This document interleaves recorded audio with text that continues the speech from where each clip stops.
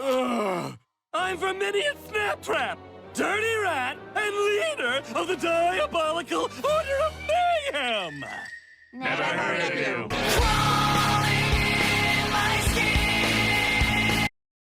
Hey everybody, my name is Shibi Blue. It's nice to see you guys again. It's been a while, hasn't it? Okay, it's been a long while. Longer than it should have been, honestly. I actually meant to release a video sooner.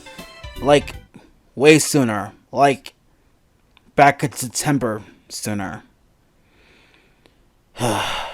You disappoint me, man. I disappoint myself. Okay. Bottom line is, I'm back, and this time, I'm here to stay. And to those of you who stuck around my obscure little channel, thank you. I appreciate it.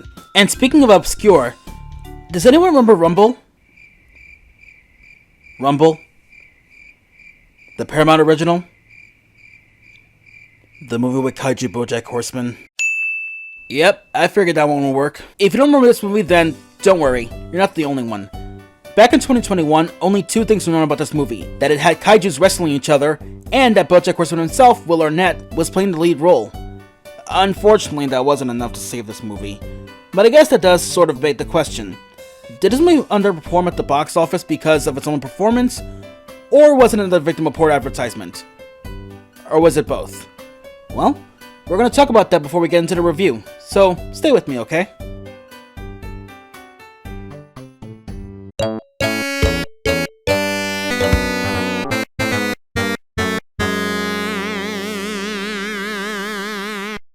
Now, lately, there's a lot of movies like Rumble.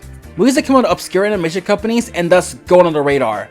But then again, it's not saying much. I mean, you can be from a famous animation company and you can still be unknown. But of course, there are some exceptions if the movie itself is fantastic, or if it's just ridiculous and it's just fun to laugh at. Creators, in order to get their original ideas out there, normally have to rely on big name companies like DreamWorks or Disney. But a lot of times, it can be pretty unsuccessful because companies nowadays don't really trust original ideas and more rely on nostalgia. For better or for worse. A lot of these movies become doomed from the start. And I also think that Rumble is that kind of movie.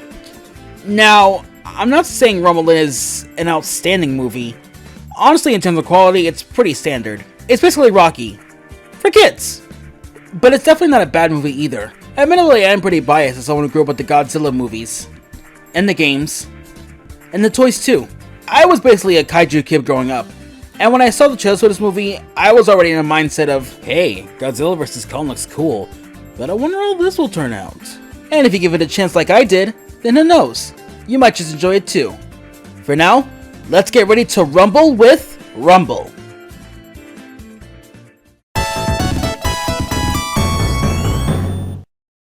Now, surprisingly enough, one of the producers for this movie was WWE Studios. Believe me, I was just surprised as you were and decided to make another animated movie after this. The movie begins with an introduction to the world of Rumble, talking about the evolution of monster battles over the years and how much of a spectacle they've become. Their earth-shattering battles thrilled mankind. Human and creature teamed up to create the greatest sport of all time. Until Godzilla 98 came out. After that, the monster world just kind of stagnated for a while. During this intro, we also learn about the greatest monster wrestling team of all time, Jim Coyle and Rayburn. And of course, like most underdog stories, they're immediately dead. Wow, that was fast. I think that might have beaten Cinderella's record for how quickly they killed off a parent. We then enter the town of Stoker, where we get introduced to our main girl, Winnie Coyle, voiced by Geraldine Vishwanath. And yes, I had to look by to say the name, don't judge me. Everyone in the town of Stoker is currently running the hype train, getting ready for a match between a giant tentacle monster and a giant bulldog. It sounds less with context.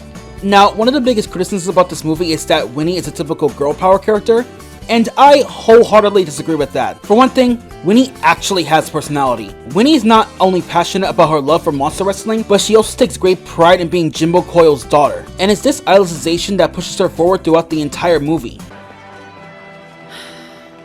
Wish you were here today, Dad. Aw, I'm not gonna lie, that was kinda sweet.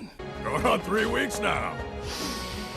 And that is questionable. As Winnie runs to the stadium, she greets all the other monster wrestling fans, and I really like how this is not only a great introduction to our character, but also a really clever contrast to our other protagonists, who apparently nobody knows about, but you know what, I'm getting ahead of myself, we'll cross that bridge when we come to it. As the stadium fills up with fans, we finally get introduced to our monster of the hour, Tentacular, voiced by Terry Crews. Oh, I'm so pretty! You might find this hard to believe, but he's actually the least annoying antagonist of this movie. As Tentacular enters the ring, he gets ready to face off against the champion from England, King Gorge. See? I told you it makes sense with some context. But he's on the verge of losing until Winnie notices the tell and steps in to give him a hand. Which she'll definitely regret in the long run, but for now, with the tell in mind, Tentacular is able to get the upper hand on King Gorge and win the match for Stoker. And that victory is short-lived, especially for Winnie, since Tentacular decides that Stoker is the place that Tentacular left to go somewhere much, much better. Damn, quick at the portrayal too. At this point, you're breaking all the Disney records. Unfortunately, that's not the worst part of this scene. Nope, the worst part of this scene is that we get introduced to this character called Jimothy Brent Chadley III. And if that name alone doesn't make you want to hate him, then literally everything else about him will. And I get it. He's supposed to play the generic Gen Z Zoomer. But you know what? I think even Gen Z influencers would say he's too much Gen Z for them. I already got enough of this crap at Megamind 2. I don't need to go through it again, thank you very much. Anyway, after Tentacular dips, the town falls into a city disarray, only to get even worse news about the stadium itself. They're informed by the councilwoman, appropriately named councilwoman, that without a monster, they can't afford to keep the stadium open and have to tear it down. In the most condescending way possible. Yeah, honestly, I was surprised this character wasn't a villain, or even an antagonist for that matter. Kinda wish she was though. I definitely wouldn't mind seeing her condescending ass going out like Lord Farquaad. Winnie, of course, is against the idea of tearing down her father's stadium, and after a minor flashback scene that's honestly really sweet, which I also kind of have a problem with, but again, we'll come back to this when we're talking about Kaiju Bojack. So Winnie decides she's gonna take action into her own hands. I'm going to Pittsmore to find Stoker and new monster. What? No, this isn't your responsibility. You don't have to do this. It's what Dad would have done. I'm Jimbo Coyle's daughter.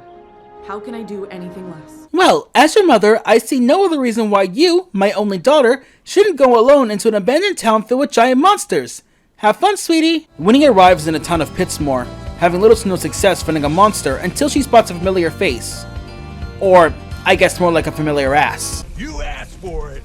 Get ready for the moon boom. Look at that booty, show me the booty, give me the booty, I want the booty. And it's here we finally get to meet our second protagonist, Steve, aka Raybird Jr., played by the Horseman himself, Will Arnett. Okay, I know I keep bringing up BoJack Horseman, but there's a reason for that. First, this is made literally the year after BoJack Horseman finished. Secondly, Steve carries a lot of that BoJack charisma we come to know and love. He's hilariously awkward, lazy, cynical, and kind of an asshole. The only real difference between him and BoJack is that he's somehow less of a monster despite being an actual monster. During a fixed fight, Winnie tries to get Steve's attention only to fumble things for him and winning him the round. Unfortunately for Steve, this also gets the attention of Lady Mayhem, who I'm pretty sure is about to end Steve's career early like But luckily for Steve, Winnie hires him as Stoker's newest monster, with a little bit of a push. Go give me my money, man! Is it just my furriness talking, or is this movie a little sus? That smell of sweat and feet. Ugh, really big feet. Yeah, nope, it's not just me. Making their way back to Stoker, Steve and Winnie visit their dad's old training grounds where Steve starts reminiscing about the times he visited here with his dad.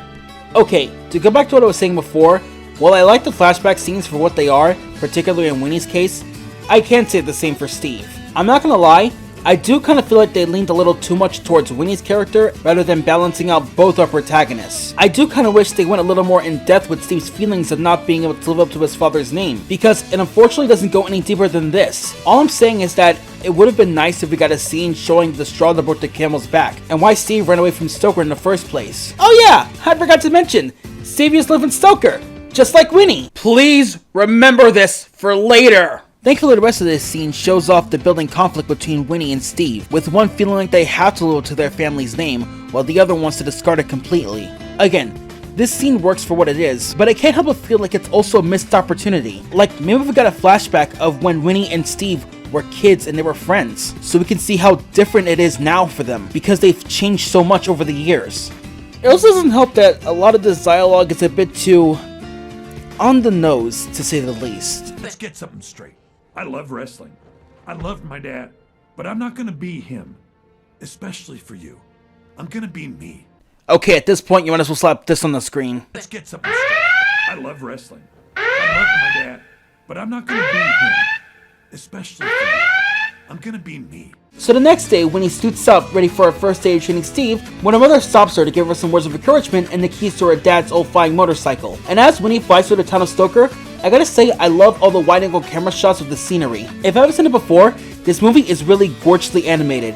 And again, I am really surprised they were able to make a movie that looks this beautiful after this. Winnie is ready to train, but Steve being Steve is not having any of that. So, Winnie enters him in a match anyway with the hopes of teaching him a lesson. Not gonna lie, Winnie, that's kinda fucked up. You're gonna put the last hope of your town in the hospital. So Steve gets ready for his first official match against a monster called Ramarilla, voiced by Roman Reigns. Oh, I ain't laughing, but I will be when I pin your face in the dirt and I break your tail with my horns! Well, I'm right f***ed, aren't I? Steve tries to start the match, which of course doesn't work because you don't mess with a monkey on steroids. So, what do you do when all else fails? Run away. Luckily for Winnie though, Steve manages to come on top, literally, and win the fight for Stoker. You did it! You won! This is winning? Yeah. How's it feel? It feels not bad. You didn't throw one punch or kick and you looked like a total spaz out there, but you lasted a whole round with a top-notch professional fighter. Way to be, kid! Yeah, but unfortunately the victory is short-lived, get used to me saying that, because their fight gets voted worst match of the week and the townspeople are less than stellar about their new monster. And while Steve is over the moon feeling good about himself, Winnie takes all this negative criticism to heart, doubling down on Steve's training, which only adds on to Steve's growing frustration of once again not being able to live up to people's expectations. But this scene also shows that Winnie has her own expectations for herself. She expected that she would be a top-notch coach and could turn the son of the greatest monster wrestler into a champion, solely because she's the daughter of the greatest coach in the world, which does give Winnie a bit of arrogance to her. And while we saw before how being known as Jimbo Coyle's daughter positively affected her, we also get to see how it negatively affects her. Remember when I said that her idolization of her father is what drives her throughout this movie? Well, I meant it in the sense that carrying that label is what makes her feel like she's obligated to do all of this. She has to find a monster. She has to train them. She has to be the one to save the stadium because she is Jimbo Coyle's daughter. And it's because of those overblown expectations she has for herself is what leads to Winnie and Steve getting into an argument when Steve fails to meet those expectations. You're uncoachable! And you're not good at coaching. Steve finally opens up to Winnie, and Winnie takes the time to learn about the monster she has, not the monster she wants. And while Steve at first does play it off, as it turns out, he has a love for dancing, so Winnie uses that to train him, committing to footwork as opposed to brute strength. I don't like dancing. That's so.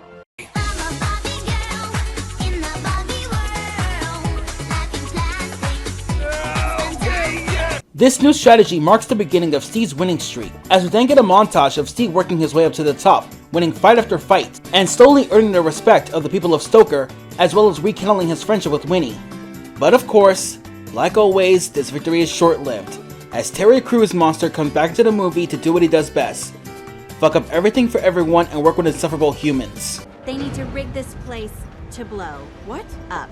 Okay, Steve, seriously, I don't think anyone would hold it against you if you ate her! Intermittent fast day. I've been doing it for a week now. And him too especially! The training gym is being cleared out because the mayor of Stoker is getting ready to sign over the stadium. But Winnie and Steve manage to make it there just in time, only for a Tentacular to come around and admit how much of a scumbag he actually is. So as it turns out, despite the fact that Steve is working for Stoker, the stadium is still being signed to blow. Not because the town needs the money, but because Tentacular himself wants it to be torn down. That's right, this movie is doing what Disney failed to do: create a villain solely driven by his fragile ego. Some chumps always gonna be telling me that I'm not as good as Ray Bird. So you wanna be a petty bitch? Unfortunately, Winnie gets shot down by other people around her as Stoker's stadium is signed to blow, and Winnie finally decides to throw in the towel. Steve of course tries to comfort her, but this scene really shows just how much Winnie ties her name to her own self-worth. That without it, she's nothing. And I feel like right here, this is where we see the real message of the movie. I mean, yeah, it has your typical believe in yourself message that you've seen 1,000 times before, but there's also a secondary message by paralleling our two protagonists, and that's creating your own self-definition. You can't erase who you are or where you came from, but you also can't be defined by expectation alone, not even the ones you create for yourself. Somewhere, there's a middle ground you have to find between who you are and who you want to be. And Steve manages to find that middle ground when he returns to Pittsmore. As soon as he gets back, he's expected to play the loser once again. But in that crossroad, we see him accept the past he was so desperate to run away from, which makes it all the more wholesome when Steve refuses to give up on winning too. And I know that I'm never gonna be the GOAT or win the big belt, and that is just fine. But I am not going back to being a loser. And that's on you. You ruined losing for me. Ah! I hate my dumb heart for making me feel things! The next day, Tentacular shows up to blow up the stadium, but Winnie and Steve get there just in time. The both of them challenge Tentacular for ownership of the stadium, where Steve drops the bombshell of who he truly is. I'm the son of the greatest monster wrestler of all time. My name is Rayburn Jr. Oh my god, the most famous monster in the world had a kid that literally nobody knew about? Okay, you know what? I am sorry for the whiplash, but I'm not holding this back anymore. How the hell does nobody know that Steve exists? Like, random people throughout the world, I can get that. But Stoker? The town that literally worships Rayburn like a god? You're telling me absolutely no one knew about his son other than Winnie? Because if that is what you're telling me, what's abundantly clear is that you're full of shit! For as much as I love this movie, this is the one plot hole that drives me crazy. Especially when you bring Steve's mom into the conversation. Yeah, where the hell is she? I don't imagine monster births are very discreet, or the act of creating baby monsters for that matter. The final montage begins as Rayburn prepares to fight Tentacular, this time with the whole town supporting him and cheering him on. It would have been really nice if he'd shown support like this sooner, but I think we established at this point that most humans in this movie are garbage. The day the match gets underway as Rayburn gets ready to fight, going full Rocky, even the remix of Iron the Tiger playing in the background, which I obviously can't play for you, so use your imagination or go watch the movie. I think that's the better option. Also, side note, with Tentacular finding the entrance to the ring, I love the fact that it changes his background lights from blue to green to come up as more villainous. Huh. I guess Disney did learn something from this movie. The match finally begins, and Rayburn is ready to take on... good match. Nah, I'm kidding, of course. Rayburn gets back up like always, but not without some bruises. I'm gonna knock you out! Mama said knock you out! With only one more round to go, and Rayburn losing pretty bad, Winnie considers giving up, mainly because of this prick. But the cheering from the people of Stoker is enough to solidify his determination to see this fight through to the end.